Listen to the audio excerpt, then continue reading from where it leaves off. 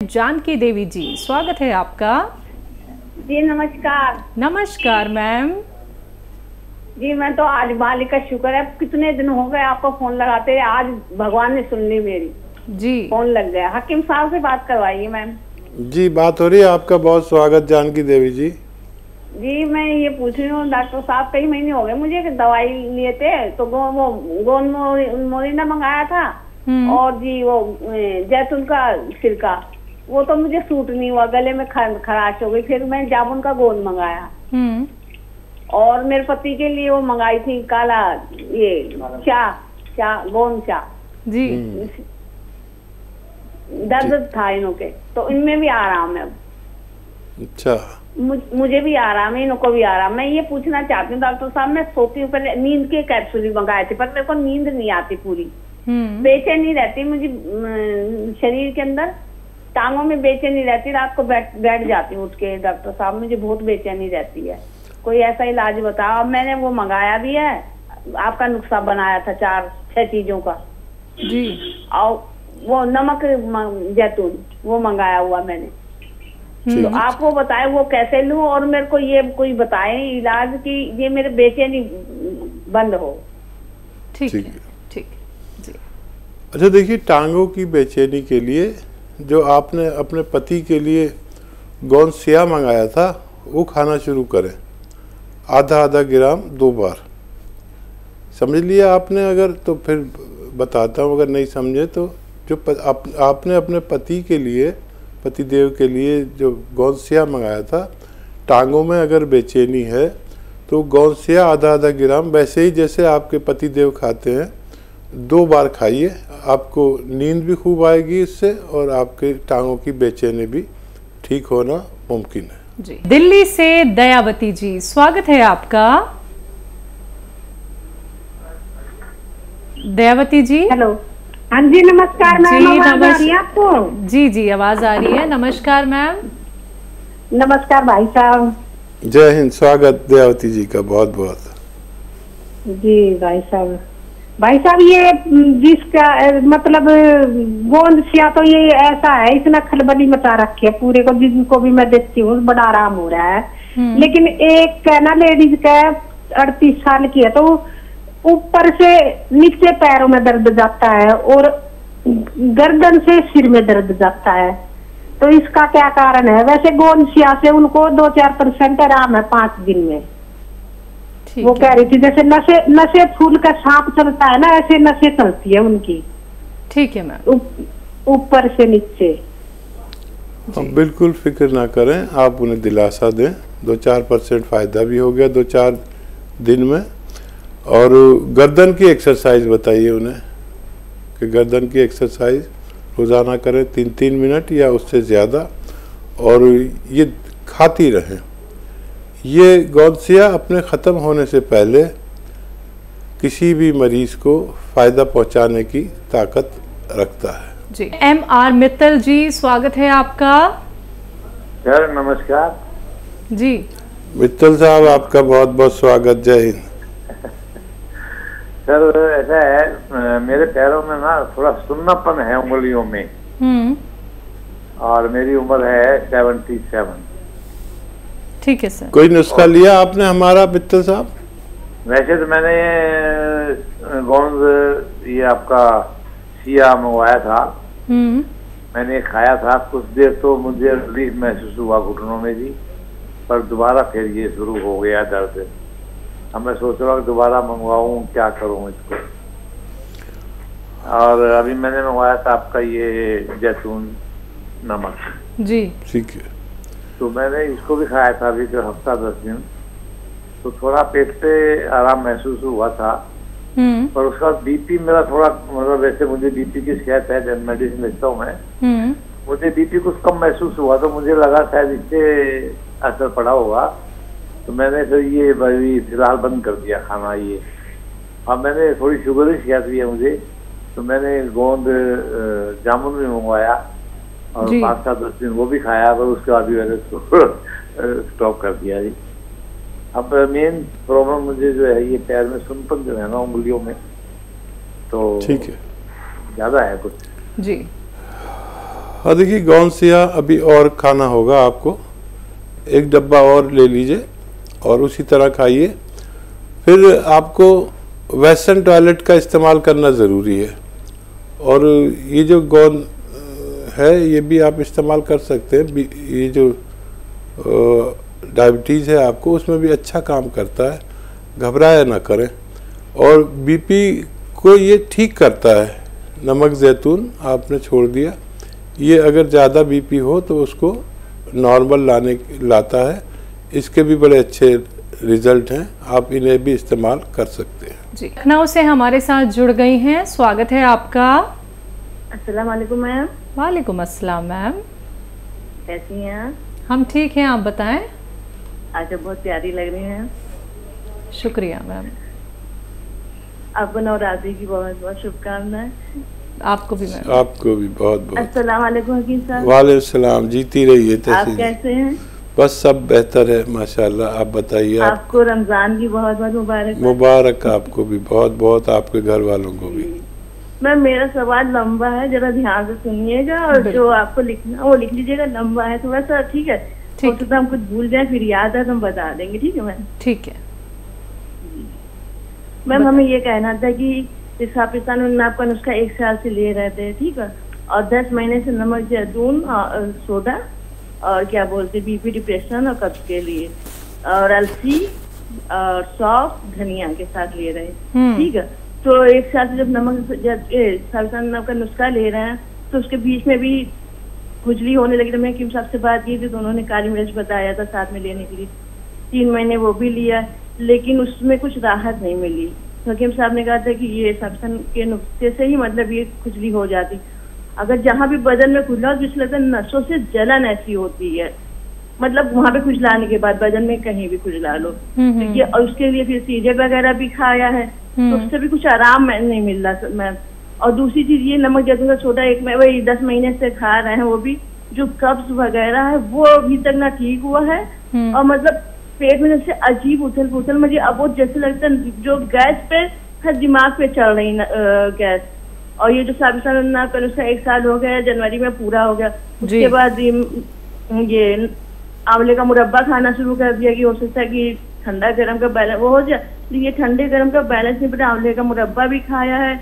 और क्या बोलते हैं एनर्जॉल, गर्मी इतनी बदन में रहती है कि फिर एनर्जॉल वगैरह भी लिया, एनर्जॉल है। और क्या बोलते हैं ये मतलब थोड़ा ठंडी चीजें भी ली, तो उससे अब ये फरवरी में ये एनर्जॉल और ये क्या बोलते हैं आंवले का मुरब्बा वगैरह जो लिया है, इससे जकड़न क्यों हो रही थी? इसमें क्या अभी वो नुस्खा और लेना पड़ेगा या क्या दिक्कत कहाँ पे आ रही है? कौन सी हो रही है? बैलेंस नहीं बैठा ठंडे गर्म का, कुछ समझ में नहीं आ रहा।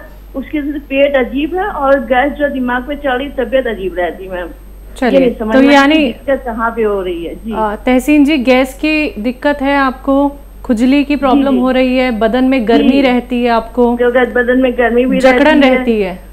हाँ, समझ में नहीं आ रहा कि दिक्कत कहाँ पे हो रही, कहाँ पे क्या कमी रह गई है, कि क्या करना चाहिए, उसके लिए क्या नुस्खा लेना चाहिए, ये नहीं समझ में आ रहा मैम। ठीक है ठीक है जी हकीम साहब। और हकीम साहब से दुआ के लिए बहुत दरख्वास्त है।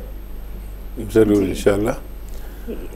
देखिए, जब हमारा कोई सर्द मिजाज आदमी ठंडी चीज़ खाता है तो जिस्म में जकड़न मालूम हो सकती है।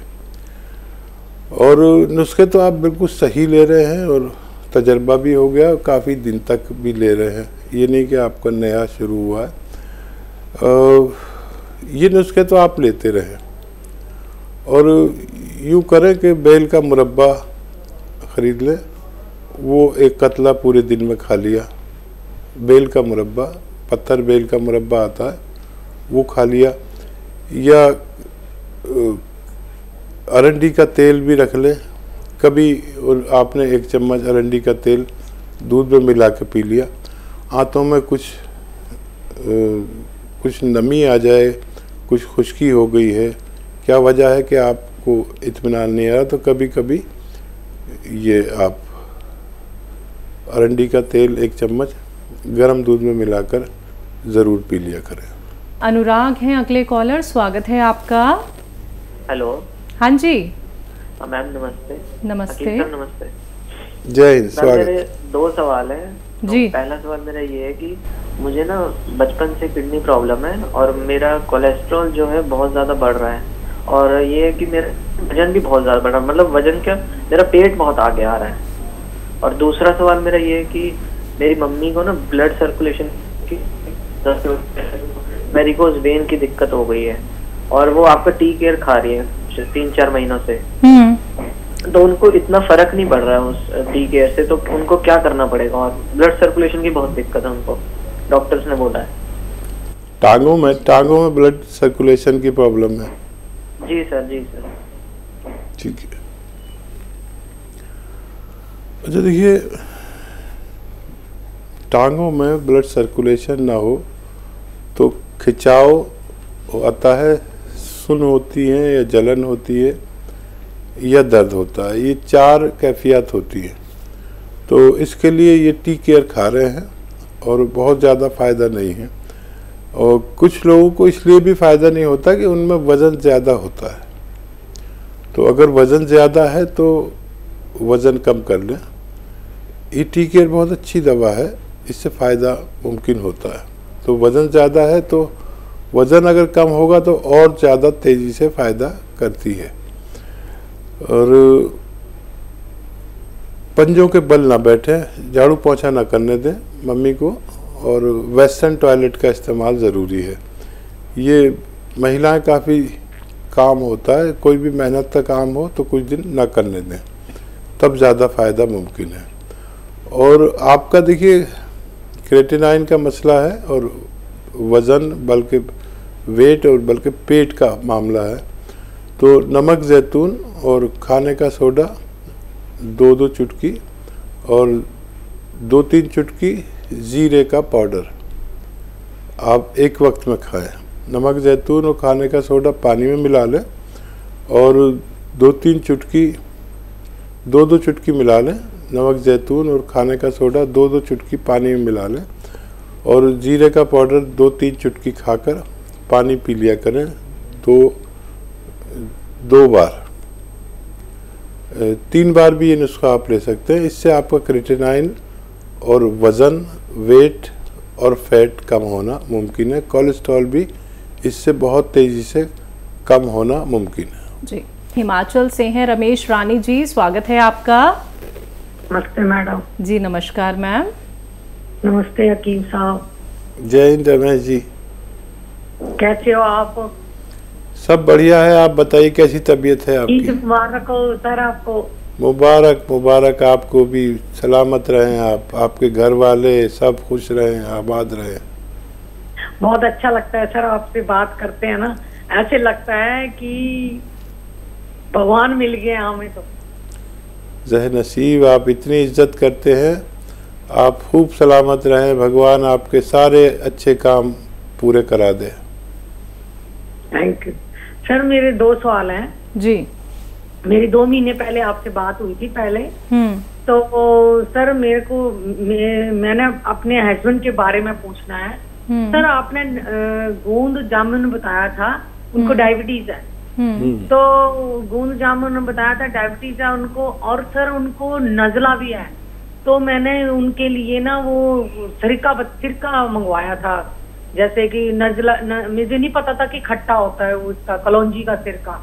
तो मैंने सिरका इसलिए मंगवाया था कि आप इसमें यूट्यूब में बोलते हैं कि जैसे कि जिनको डायबिटीज हो तो और पार्ट्स के लिए कोई नुकसान ना हो तो मतलब सिरका दे सकते हैं। तो सर मुझे ये पता नहीं था खट्टा होता, उनको नजला रहता है। तो अब मैं उनको नजले के लिए क्या दूं? और जामुन गोंद से उनकी डायबिटीज बहुत कम हो गई है, कम मतलब 100 के आसपास हो गई है सर। तो क्या मैं 2 टाइम देती थी इसके उनके लिए, तो क्या 1 टाइम दूं या दोनों टाइम ही रखे रहूं, देती रहूं उनको? जी ये सवाल है मेरा। और दूसरा सवाल ये सर मेरा है कि मैं टी केयर खा रही हूँ 2-3 महीने हो गया, मुझे फर्क है पर इतना फर्क नहीं है सर। मुझे फर्क तो है पर इतना नहीं है जैसे कि होना। मेरे ना ऊपर थाइस पे बहुत खिंचाव सा रहता है, और घुटने जो है ना सर, मेरे घुटने जो है उन कटोरियों के ऊपर, जैसे मैं घुटने को पहले तो यूज दूसरा करती हूँ मैं, मतलब एहतियात बरतती हूँ। आपने कहा था कि ये सारी एहतियात बरतनी है, मैं बरतती हूँ। तो जो कटोरियां है ना मेरी, जो इसकी घुटने की, जब मैं घुटने को चौकड़ी मार के बेड पे बैठती हूँ तो उन पे ना हड्डियां सी निकल आती हैं। मैंने ऑर्थोपेडिक डॉक्टर को भी दिखाया था, तो उन्होंने कहा कि तुम्हारी हड्डियां जो घिस रही हैं, और उनमें से ना, जैसे सर मैं साइकिलिंग करती हूँ, एक्सरसाइज थोड़ी बहुत करती हूँ, तो उनमें से आवाज आती है, ऐसे चटक चटक की आवाज आती है घुटनों में। अच्छा, कौन सी एक्सरसाइज करते हैं आप? जैसे साइकिलिंग करती हूँ, अरे बेड पे लेट के साइकिलिंग करती हूँ थोड़ी बहुत, हो जैसे, और मोड़ के भी बैठती हूँ, फिर सीधी करती हूँ टांग को, तब भी आवाज आती है। उम्र कितनी है आपकी? मेरी उम्र है 48 साल। ठीक है। और ये भी प्रॉब्लम है मुझे कि ना, जैसे कि मेरे जो नसें हैं ना, वो बहुत नीली नीली सी हैं और उनमें थक्के से जम गए हैं। तो चलो, मैंने हेल्पलाइन में बात करी थी कि थक्के का कुछ नहीं हो सकता, तो उसके लिए कोई दवाई वगैरह सर, ये बता दीजिए मुझे। ठीक है मैम। ठीक है, थैंक यू सर जी। देखिए, पहले तो बहुत मुबारक कि आपके पति की डायबिटीज़ कंट्रोल में है, और आप जैसी पतिव्रता स्त्रियां सब लोगों को नहीं मिलती जो अपने पति के लिए इतने परेशान रहते हो। तो आपके पति बहुत खुशनसीब हैं कि उन्हें एक ऐसी पत्नी मिली जो उनका बहुत ख्याल रखती है। और देखिए, जो इस तरह के मरीज जैसे आप हैं, तो इन्हें साइकिलिंग नहीं करनी और टांगों की कोई एक्सरसाइज नहीं करनी। अगर एक्सरसाइज होती तो मैं आपको ज़रूर बताता। तो एक्सरसाइज की ही वजह से आपको कम फ़ायदा होता है। तो कोई भी एक्सरसाइज ना करें, नॉर्मल ज़िंदगी गुजारें। कुछ दिन ऐसे दवा खा के देखें कि आपको कोई भी टांगों की, घुटनों की या कमर की एक्सरसाइज नहीं करनी। आप कुछ दिन ऐसे ही सादगी से दवा खा के देखें, आपको फ़ायदा होना मुमकिन है। अगर आप में वेट ज़्यादा है तो थोड़ा वेट कम कर लें, तो जल्दी फ़ायदा होना मुमकिन है। जी।